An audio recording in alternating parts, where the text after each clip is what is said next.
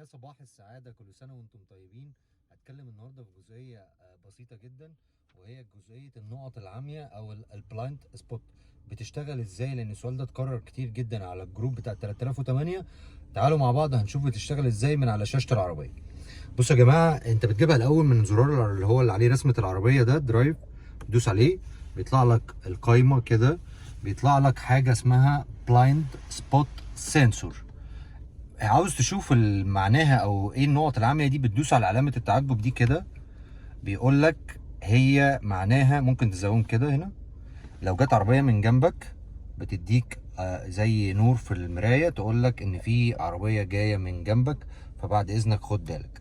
دي ليها اون واوف. لو انا عملت اوف انا قفلت البلايند، قفلت النقط العاميه. في الاغلب انت هتفضل مشغلها لانك انت راكب العربيه الاس يو في، والعربيه الاس يو في بتبقى عاليه، فانت عندك نقط خفيه من جناب العربيه اللي انت ولذلك هي اسمها النقط العاميه اللي انت ما بتشوفهاش.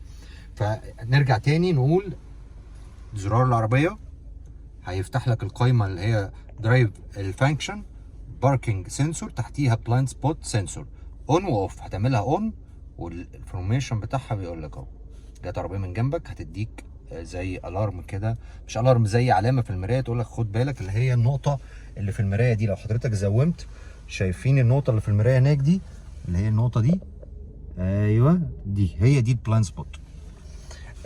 زي ما انا متعود دايما ما بحبش اطول عليكم، وبنحب نعمل فيديو سريع كده. كل سنه وانتم طيبين، واللي جاي احلى مع ايه؟ مع بيجو ومعاكم. السلام عليكم.